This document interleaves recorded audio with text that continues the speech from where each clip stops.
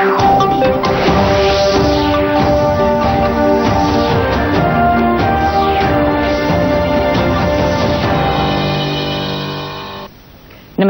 Morning ન્યૂઝમાં આપનું હાર્દિક સ્વાગત છે. જોઈએ બુલેટિનના મુખ્ય સમાચાર. લોકસભા ચૂંટણીના બીજા તબક્કા માટે ઉમેદવારી પત્ર ભરવાનો આજે છેલ્લો દિવસ. બીજા તબક્કામાં 13 રાજ્ય અને કેન્દ્ર શાસિત પ્રદેશોની 97 બેઠક માટે 18 એપ્રિલે યોજાશે મતદાન. લોકસભાની 543 બેઠક માટે કુલ 7 તબક્કામાં યોજાવાનું છે મતદાન.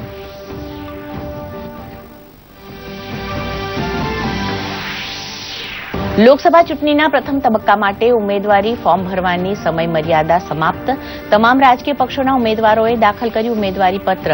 આંધ્રપ્રદેશ, સિક્કિમ અને અરુણાચલ પ્રદેશ વિધાનસભા ચૂંટણી માટે પણ ઉમેદવારી પત્રો ભરવામાં આવ્યા.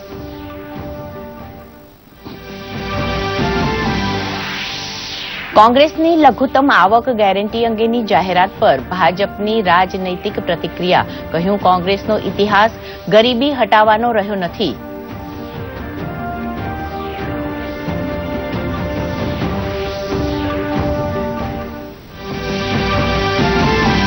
સુરતના બારડોલી ખાતે યોજાઈ ભાજપની વિજય સંકલ્પ રેલી. સભામાં સંબોધન કરતા મુખ્યમંત્રી વિજય રૂપાણીએ કોંગ્રેસ સહિત મહાગઠબંધન પર કર્યા આકરા પ્રહાર.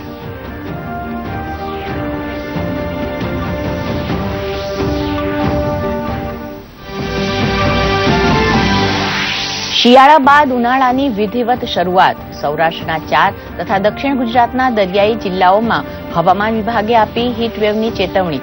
આગામી દિવસોમાં તાપમાન વધવાની શક્યતા.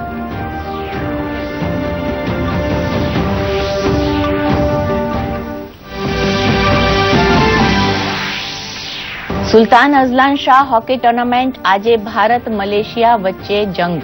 તો ભારત દક્ષિણ કોરિયા વચ્ચેનો ગત મુકાબલો 1-1થી રહ્યો હતો ડ્રો.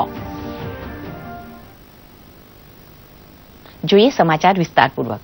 લોકસભા ચૂંટણીના બીજા તબક્કા માટે ઉમેદવારી પત્ર ભરવાનો આજે છેલ્લો દિવસ છે. આ તબક્કામાં 13 રાજ્યો અને કેન્દ્ર શાસિત પ્રદેશોની 97 બેઠક માટે 18 એપ્રિલે મતદાન યોજાશે. આ તબક્કામાં આસામ, બિહાર, છત્તીસગઢ, જમ્મુ કાશ્મીર, કર્ણાટક, મહારાષ્ટ્ર, મણિપુર, ઓરિસ્સા, તમિલનાડુ, ત્રિપુરા, ઉત્તર પ્રદેશ, પશ્ચિમ બંગાળ, પુરુચેરીની બેઠકોનો સમાવેશ થાય છે. આ તબક્કામાં ઉત્તર પ્રદેશને 8 બેઠક માટે મતદાન થશે. લોકસભાની 543 બેઠક માટે કુલ 7 તબક્કામાં મતદાન થશે.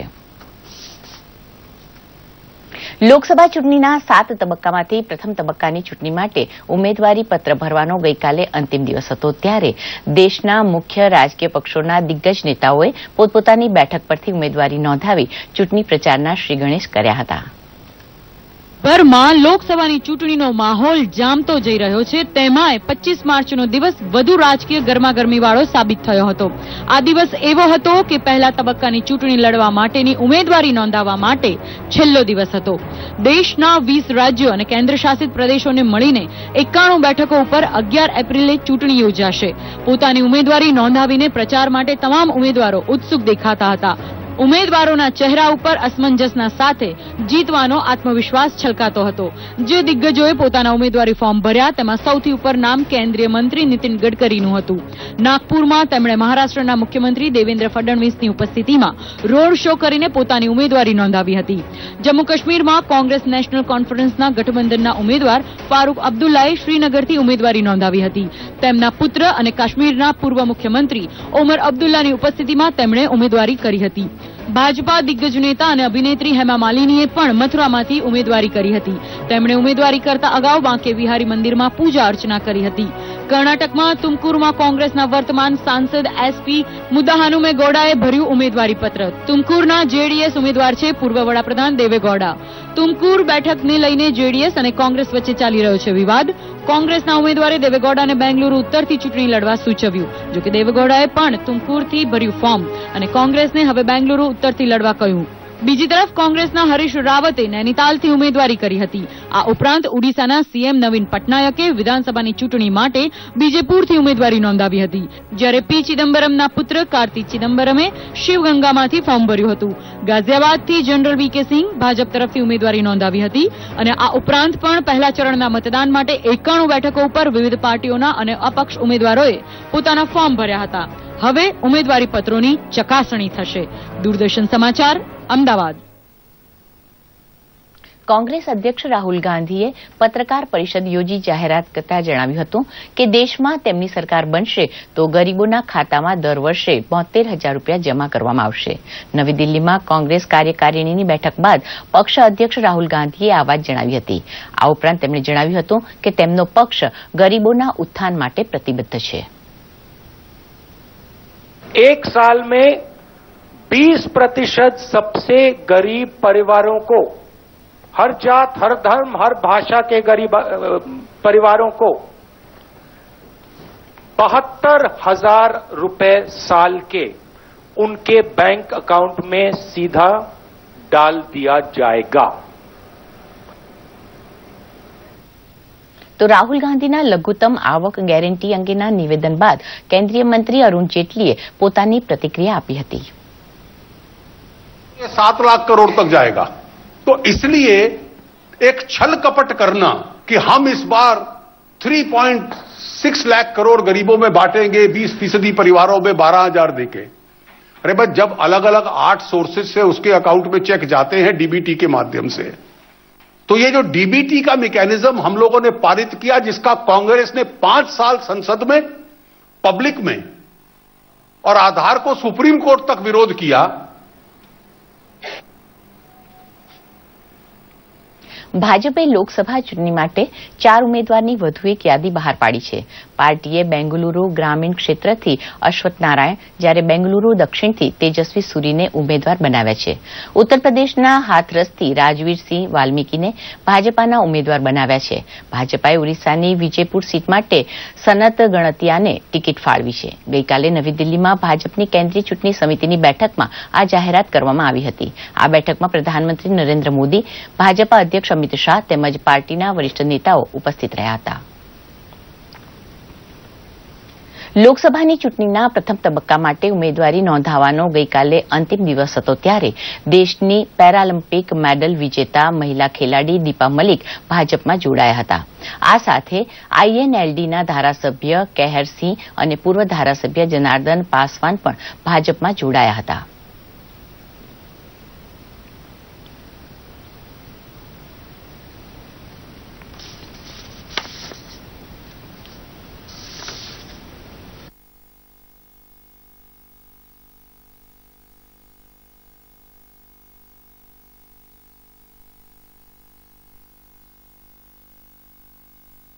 आज मेरे लिए बहुत बड़ा दिन है कि मेरे कंधों पे, इन कंधों को लायक समझा गया कि मैं देश के निर्माण में कुछ योगदान दे सकूं.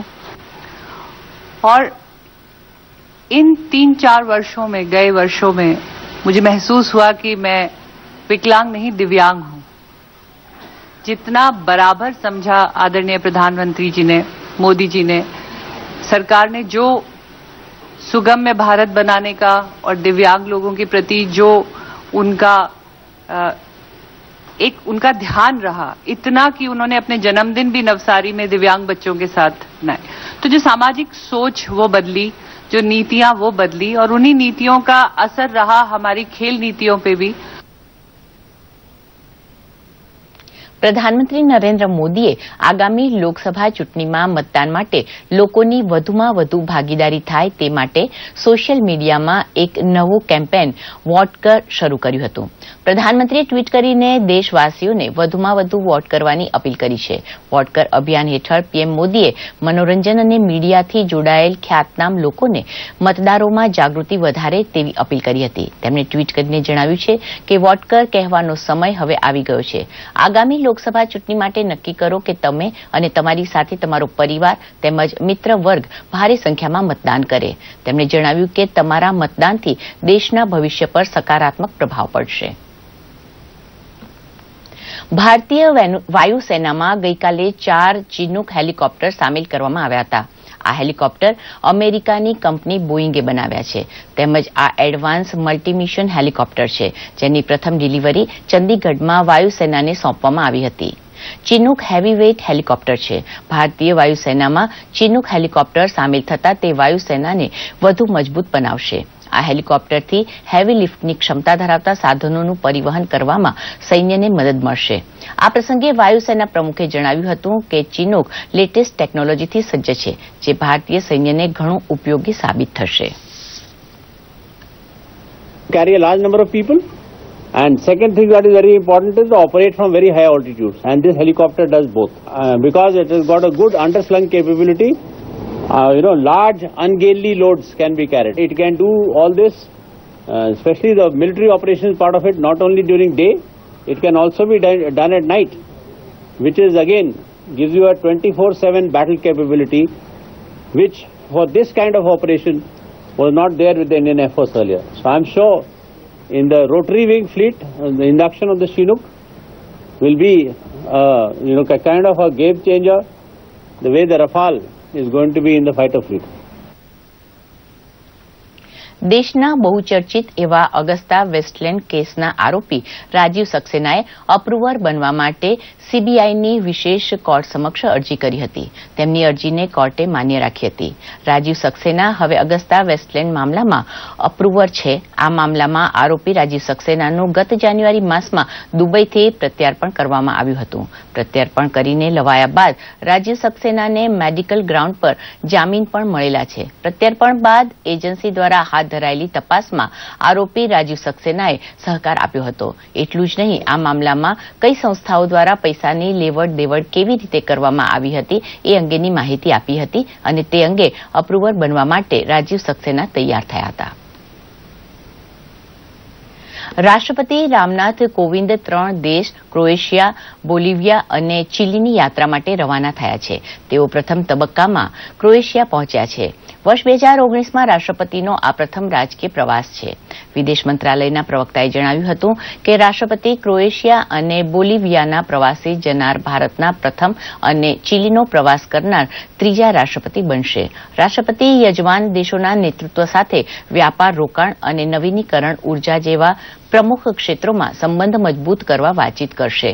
તેઓ વ્યસ્ત કાર્યક્રમ ઉપરાંત વિદ્યાલયોને સંબોધિત કરવા સાથે ભારતીય સમુદાય સાથે વાતચીત કરશે. બ્રેક્ઝિટના મુદ્દે બ્રિટનના વડાપ્રધાન થેરેસા મેને વધુ એકવાર હારનો સામનો કરવો પડ્યો છે. સરકારનો વિરોધ હોવા છતાં બ્રેક્ઝિટની પ્રક્રિયા પર સાંસદોના અધિકારવાળો સુધારા પ્રસ્તાવ હાઉસ ઓફ કોમન્સમાં 302 વિરુદ્ધ 329 મતોથી પસાર થયો હતો. સરકાર ફરી એક વખત હારી છે. ક્રોસ પાર્ટી સુધારાની પ્રતિક્રિયામાં 329 મત આવ્યા, જ્યારે વિરોધમાં 302 સાંસદોએ મત આપ્યા હતા. આ સાથે 27 મતના તફાવતથી સુધારો પસાર થયો છે. એનો અર્થ એ થાય છે કે સાંસદોને બ્રેક્ઝિટનો વિકલ્પ શોધવા માટે વારંવાર મત આપવાની તક મળશે. સુરત જિલ્લાના બારડોલી તાલુકાના બાબેન ખાતે 23 બારડોલી લોકસભા બેઠકમાં ભાજપના વિજય સંકલ્પ સંમેલનનું આયોજન કરાયું હતું, જેમાં મુખ્યમંત્રી વિજય રૂપાણીએ કાર્યકર્તાઓને સંબોધ્યા હતા. આ પ્રસંગે મુખ્યમંત્રીએ પોતાના સંબોધનમાં મુખ્યમંત્રીએ કોંગ્રેસ તેમજ મહાગઠબંધન પર પ્રહાર કર્યા હતા. મહત્વનું છે કે બારડોલી ખાતે યોજાયેલા ભાજપના સંમેલનમાં પ્રદેશ મહામંત્રી ભરતસિંહ પરમાર, કેબિનેટ મંત્રી ગણપત વસાવા, ઈશ્વર પરમાર સહિતના નેતાઓ, જિલ્લાના ધારાસભ્યો સહિત હાજર રહ્યા હતા.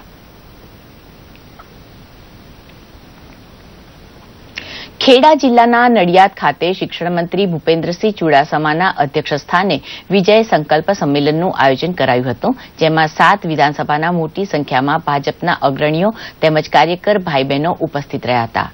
મંત્રી ભૂપેન્દ્રસિંહે કાર્યકરોને લોકસભાની ચૂંટણીમાં ઉમેદવારને જીતાડવા એકજૂથ થવાનો સંકલ્પ લેવડાવ્યો હતો.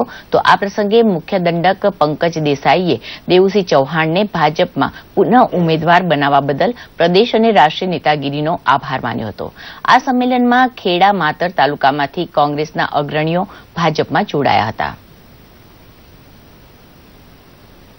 દેશનો સર્વાંગીણ વિકાસ થાય, સમતોલ વિકાસ થાય અને સંપૂર્ણ વિકાસ થાય, આ દિશામાં 5 વર્ષ દરમિયાન જે કામો થયા છે એમાં સમાજનો કોઈ વર્ગ આ વિકાસથી વંચિત નથી. આ આખી વાત ઘર ઘર સુધી પહોંચાડવા માટે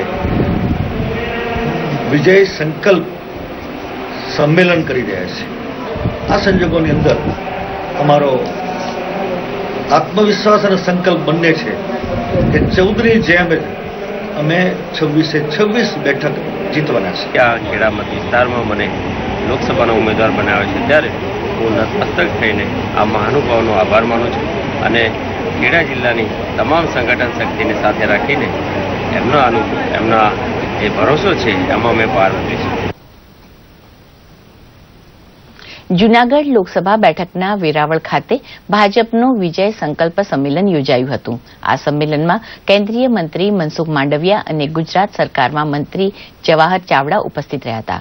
કેન્દ્રીય મંત્રી મનસુખ માંડવિયાએ પોતાના સંબોધનમાં કોંગ્રેસ પર પ્રહારો કરી ફરી નરેન્દ્ર મોદીની સરકાર બનાવવા કાર્યકરોને આહવાન કર્યું હતું, તો જવાહર ચાવડાએ પણ વર્તમાન મોદી સરકારની કામગીરીની પ્રશંસા કરી હતી. બીજી તરફ જૂનાગઢના સાંસદ રાજેશ ચુડાસમાના સમર્થકોએ ફરી રાજેશ ચુડાસમાને રિપીટ કરવા માંગણી કરી હતી અને તેમના સમર્થનમાં સૂત્રોચ્ચાર કર્યા હતા. તો આ મામલે રાજેશ ચુડાસમાએ કહ્યું હતું કે પાર્ટી જે નિર્ણય કરશે તે શિરોમાન્ય રહેશે. વિજય થવા માટેનો સંકલ્પ વ્યક્ત કરવા માટે હજારોની સંખ્યાની અંદર કાર્યકર્તાઓ દરેક લોકસભા સીટની અંદર આ પ્રકારના સંમેલનોના માધ્યમથી કાર્યક્રમો કરી રહ્યા છે. સમગ્ર ગુજરાતમાં 3 દિવસ 24, 25, 26 એમ કરીને સમગ્ર ગુજરાતમાં 26 બેઠક ઉપર આ વિજય વિશ્વાસ સંકલ્પ સંમેલન આયોજન કરવામાં આવ્યું હતું. ત્યારે આજે ગીર સોમનાથમાં જૂનાગઢ લોકસભાનું આ વિજય વિશ્વાસ સંકલ્પ સંમેલન હતું. કોંગ્રેસની ગરીબો માટેની જાહેરાત અંગે ભાજપના પ્રદેશ પ્રવક્તા ભરત પંડ્યાએ પોતાની પ્રતિક્રિયા આપી હતી. તેમણે જણાવ્યું હતું કે કોંગ્રેસ માત્ર ને માત્ર વાયદાઓ કરે છે તે દેશ અને ગુજરાતની જનતા જાણી ચૂકી છે. કોંગ્રેસ ક્યારેય પોતાની યોજના પૂરી કરી શકતી નથી કે યોજનાનો અમલ કરતી નથી, માત્ર વાયદાઓ કરે છે. રાજીવ ગાંધી પોતે પ્રધાનમંત્રી હતા ત્યારે જ કહેતા હતા કે હું 1 રૂપિયો મોકલું છું અને 15 પૈસા નીચે સુધી પહોંચે છે. તો દર રૂપિયે 85 પૈસાનો ભ્રષ્ટાચાર કરનાર કોંગ્રેસ લાખો કરોડો રૂપિયાના એને ભ્રષ્ટાચાર કર્યા છે, પરંતુ ક્યાંય કોઈ યોજના પૂર્ણ કરી શકી નથી. દેશને અખંડ કરવામાં સર્વપ્રથમ પોતાનું રજવાડું સોંપી દેનાર મહારાજા કૃષ્ણકુમારસિંહજીનું શહેર એટલે ભાવનગર. તેમના માટે પ્રજા સર્વોપરી હતી અને તેમનું સૂત્ર હતું મારી પ્રજાનું કલ્યાણ હજો. ત્યારે આઝાદીના આટલા વર્ષો બાદ ભાવનગરનો કેવો વિકાસ થયો છે, તેનો રાજકીય ઇતિહાસ શું રહ્યો છે અને કેવા છે આગામી રાજકીય સમીકરણો, આવો જોઈએ.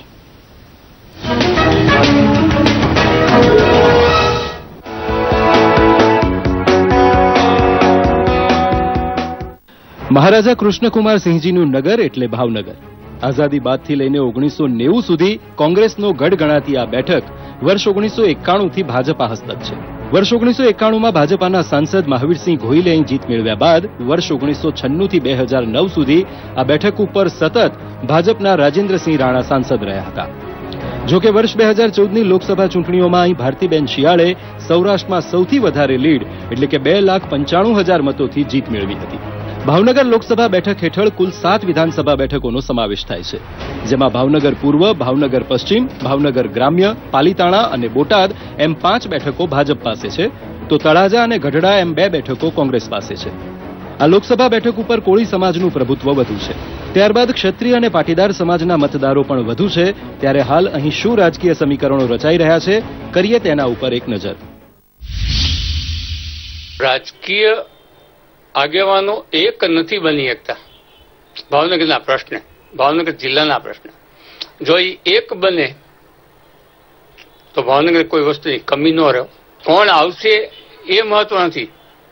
ઉમેદવાર કોઈ પણ આવે, જે જીતે છે એની સાથે ભાવનગરના તમામ આગેવાનો રહી યોગ્ય જગ્યાએ જો રજૂઆત કરે અને એ રજૂઆત સકારાત્મક હોવી જોઈએ તો જ ભાવનગરનો વિકાસ થશે.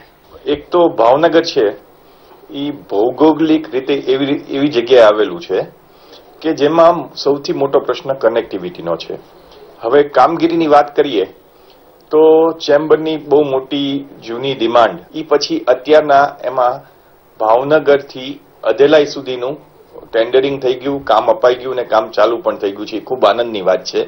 પણ હજી અધેલાઈથી પીપલી સુધીનું કામ બાકી છે. અને ઈ તાત્કાલિક અસરથી થાય ઈ એક જરૂરી છે. ભાવનગરની જનતાએ અલગ અલગ મુદ્દાઓ અને પ્રવર્તમાન સમસ્યાઓ અંગે પોતાના મંતવ્યો રજૂ કર્યા હતા. ખેડૂતોની મુખ્ય સમસ્યા છે સિંચાઈ એટલે કે પાણીની. બીજી સમસ્યા જે છે એના ઉત્પાદન કરેલા માલના ભાવ જે નથી મળતા એ. અને ત્રીજી સમસ્યા મુખ્ય કહી શકાય કે રોજ ભૂંડનો જે ત્રાસ છે, ગાયોનો રેડિયા ઢોરોનો જે ત્રાસ છે, આ મુખ્ય સમસ્યાઓ ખેડૂતોની અત્યારે કહી શકાય. હું તો એટલું જ કહીશ કે કોઈ બી આવે પણ ભાવનગરની કે ઓલ્ડ ઇન્ડિયાની ગરીબી દૂર થાય તો જ આ બધા પ્રશ્નો સોલ્વ થશે. બેરોજગારી દૂર થાય તો જ આ પ્રશ્ન સોલ્વ કરી શકશું. આ વખતે ભાવનગરમાંથી ભાજપે ફરી એકવાર ભારતીબેન શિયાળને મેદાને ઉતાર્યા છે.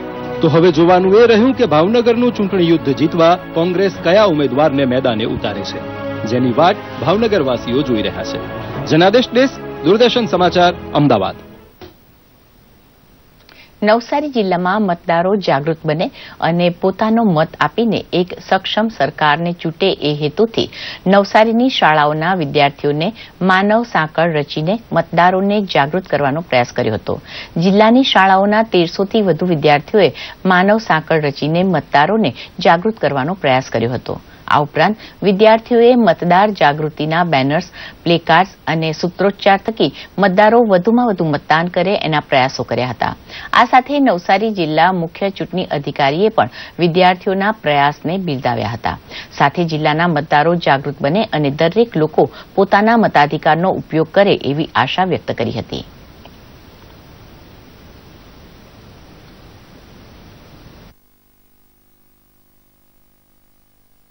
નવસારી ખાતે અને નવસારીના જુદા જુદા તાલુકાઓ ખાતે માનવ સાંકળનું આયોજન કરવામાં આવ્યું છે. આનો હેતુ એટલો છે કે એક લોકો સુધી મેસેજ પહોંચે અને 23 તારીખે જે લોકશાહીનો મહાપર્વ છે એ મહાપર્વમાં દરેક લોકો પોતાના મતદાનનો ઉપયોગ કરે અને આ એક મેસેજ લોકો સુધી પહોંચે એના માટેનો અમારો આ પ્રયાસ છે. લોકસભાની ચૂંટણી અંતર્ગત નર્મદા જિલ્લા ચૂંટણી અધિકારી અને જિલ્લા કલેક્ટરે આદર્શ આચાર સંહિતાના અમલીકરણના ભાગરૂપે રાજપીપળા કલેક્ટર કચેરી ખાતે electronic media monitoring centre, media coordination and media certification તેમજ મીડિયા સેન્ટરની મુલાકાત લીધી હતી. આ મુલાકાત દરમિયાન તેમણે સેન્ટરની કામગીરીનું ઝીણવટભર્યું નિરીક્ષણ કર્યું હતું અને મીડિયા સેન્ટરમાં પ્રદર્શિત કરાયેલી ચૂંટણીલક્ષી વિવિધ આંકડાકીય વિગતો પણ રસપૂર્વક નિહાળી હતી. આ મુલાકાત દરમિયાન નિવાસી અધિક કલેક્ટર, નાયબ જિલ્લા ચૂંટણી અધિકારી પણ તેમની સાથે જોડાયા હતા. મહત્વનું છે કે નર્મદા જિલ્લામાં લોકસભાની સામાન્ય ચૂંટણીઓ દરમિયાન આદર્શ આચાર સંહિતાનું સુપેરે પાલન કરી શકાય અને જુદા જુદા રાજકીય પક્ષો, ઉમેદવારો દ્વારા કરાતા ખર્ચનું યોગ્ય સ્તરે નિરીક્ષણ થઈ શકે તે માટે મોનિટરિંગ કામગીરી વિવિધ સેન્ટર દ્વારા કરવામાં આવે છે. જે તે સેન્ટરના મીડિયા કર્મીઓને અથવા એમને જે કંઈ જરૂરી માહિતી છે, જરૂરી માહિતી એમને એક જગ્યાએથી મળી રહે. નાગરિકોને પણ એમને પોતાને ચૂંટણી સંદર્ભમાં કોઈ માહિતી જાણવી હોય તો એ માહિતી એક જ જગ્યાએથી દરેકને મળી રહે કે ભાઈ કેટલા મતદાન મથકો છે, કેટલા મતદારો છે, ચૂંટણીના અગાઉના ચૂંટણીના પરિણામો શું હતા. આવી જે કંઈ ચૂંટણીને લગતી સામાન્ય જાણકારી હોય છે એ સામાન્ય જાણકારી નાગરિકોને પણ મળી રહે અને મીડિયાને પણ મળી રહે. એના માટેનું જે મીડિયા સેન્ટર છે એ મીડિયા સેન્ટર આગામી લોકસભા ચૂંટણી 2019ને ધ્યાનમાં રાખીને શરૂ કરવામાં આવી છે. છેલ્લા કેટલાક સમયથી ગુજરાતમાં શિયાળા ઉનાળાની મિશ્ર ઋતુનો અનુભવ થઈ રહ્યો હતો, પરંતુ હવેથી વિધિવત ઉનાળાની શરૂઆત થઈ ગઈ છે. અમદાવાદ સહિત રાજ્યના શહેરો અને ગ્રામીણ વિસ્તારોમાં ગરમીની શરૂઆત થઈ ગઈ છે. હવામાન વિભાગ દ્વારા સૌરાષ્ટ્રના પોરબંદર, ભાવનગર, સુરેન્દ્રનગર, ગીર સોમનાથ તથા દક્ષિણ ગુજરાતના સુરત અને વલસાડ જે દરિયા કિનારાના જિલ્લાઓ છે તેમાં તાપમાન 37 ડિગ્રીની ઉપર જતા હીટવેવની વોર્નિંગ આપવામાં આવી છે. અમદાવાદમાં આજે તાપમાન 39 ડિગ્રી નોંધાયું હતું અને આગામી 48 કલાકમાં 2 થી 3 ડિગ્રી વધવાની વકી છે. का संभावना नहीं है और टेम्परेचर 2 to 3 डिग्री बढ़ने का संभावना है अगले 48 घंटे में. और हमने हीट वेव कंडीशन भी जारी रखा है, वार्निंग दिया है हीट वेव का कोस्टल सौराष्ट्र, साउथ गुजरात में. कोस्टल सौराष्ट्र में हमने 4 डिस्ट्रिक्ट कवर किया है, 4-5 डिस्ट्रिक्ट कवर किया है, जैसे पोरबंदर, भावनगर, सुरेंद्रनगर, गिर सोमनाथ और साउथ गुजरात में सूरत, वलसाड में हीट वेव होने का संभावना है अगले 48 आवर्स के लिए. દક્ષિણ પશ્ચિમ એર કમાન્ડ દ્વારા ગાંધીનગરના પાલજ ખાતે આવેલા વાયુ શક્તિનગર ખાતે આયોજિત કબડ્ડી, સ્ક્રેચ, hockey, cricket, volleyball, weight lifting, water polo જેવી સ્પર્ધાઓનું આયોજન કરાયું હતું, જેના અંતર્ગત વિવિધ સ્પર્ધાઓમાં વિજેતા જવાનોનો સન્માન સમારોહ યોજાયો હતો. તેમાં 27 ગોલ્ડ મેડલ, 36 સિલ્વર મેડલ અને 19 કાંસ્ય ચંદ્રક પ્રાપ્ત જવાનોને પ્રમાણપત્ર અને રોકડ પુરસ્કાર આપી સન્માનિત કરાયા હતા. એરફોર્સના અધિકારી અનિલ શર્માએ આ પ્રસંગે જણાવ્યું હતું કે આ પ્રકારની સ્પર્ધાઓ યોજવાથી જવાનોનું મનોબળ વધે છે. इस बारी एयरफोर्स के लेवल पे गोल्ड मेडल, 4 में सिल्वर मेडल और 3 में ब्रॉन्ज मेडल मिला. हमें टोटल 176 लोगों को मेडल मिले. सारे यहाँ पर नहीं आ पाए विभिन्न कारणों से, वो सब दूर दूर के स्टेशंस में है. लेकिन ये हमारा प्रदर्शन जो है हर साल की तरह बढ़ता ही जा रहा है, अच्छा से अच्छा होता जा रहा है. और ये मैं आपको विश्वास दिला सकता हूं कि जो लोग खेलते अच्छा हैं वो तैयार अच्छा होते हैं और वो उसके बाद देश की सुरक्षा में भी अच्छे तरीके से काम करते हैं. અમદાવાદમાં શ્રમ અને રોજગાર વિભાગ દ્વારા વિભાગીય રોજગાર કચેરી ખાતે કેરિયર્સ કાઉન્સિલર્સનો કાર્યક્રમ યોજાઈ ગયો. આ કાઉન્સિલર્સ જાગૃતિ કાર્યક્રમમાં અમદાવાદ વિભાગ હેઠળ આવતા 7 જિલ્લાઓના મોડેલ કેરિયર કાઉન્સિલર્સ અને ઇમ્પેક્સ બીના કાઉન્સિલર્સોએ ભાગ લીધો હતો. રાજ્યમાં રોજગાર વાંચ્છુઓ અને નોકરીદાતાઓને જે સેવા મળી રહી છે તે વધુ અસરકારક બને અને યુવાનોમાં જાગૃતતા આવે તેવા ઉદ્દેશથી આ કાર્યક્રમનું આયોજન કરવામાં આવ્યું છે. તેમજ સાથે સાથે લોકસભાની ચૂંટણીમાં મહત્તમ મતદાન થાય તેવી લોક જાગૃતિ પણ આ કાઉન્સિલર્સ કરશે.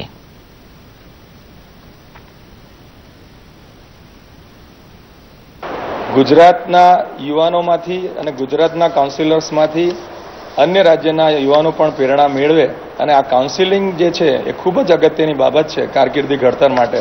કારકિર્દી ઘડતરના પ્રથમ તબક્કામાં કાઉન્સેલિંગ વાલી સાથે અને વાલીના પાલ્ય સાથે અને પુત્ર સાથે અને પુત્રી સાથે કે યુવાનોને સાચી જ્ઞાનની એક કડી મળી રહે તે રીતનો આજે પ્રયાસ આ કાર્યક્રમના માધ્યમથી કરવામાં આવ્યો છે. કોઈ પણ જાતના લોભ, લાલચ અને મોહ વિના મતદાન અવશ્ય કરવું જોઈએ એની અવેરનેસ વાલીઓમાં, નોકરીદાતાઓમાં, રોજગાર વાંચુઓમાં કરે તેવો પણ આજે ઉમદા પ્રયાસ કરવામાં આવ્યો છે.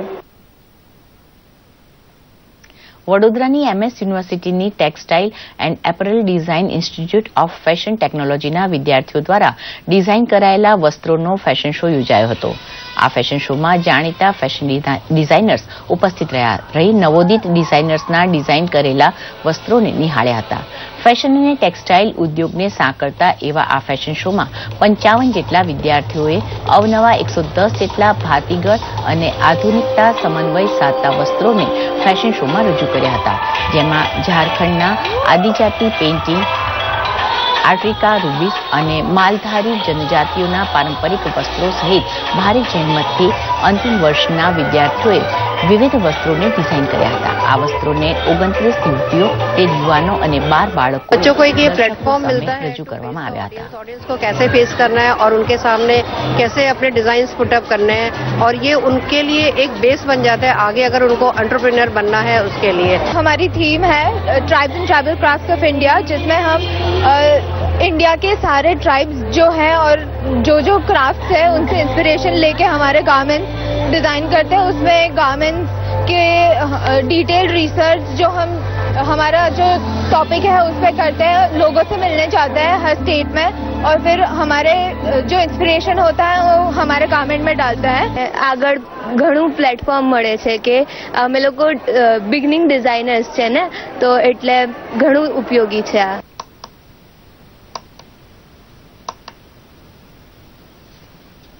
હોકી. સુલતાન અઝલન શાહ હોકી ટુર્નામેન્ટમાં આજે ભારત મલેશિયા સામે ટકરાશે.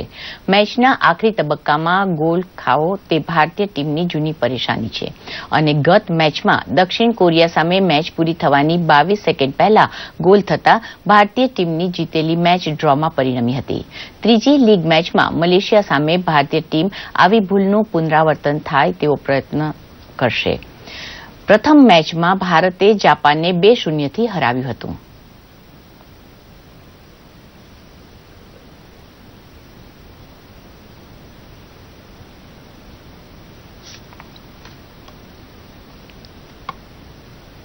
અને આ સાથે મોર્નિંગ ન્યૂઝ સમાપ્ત થયા. નમસ્કાર.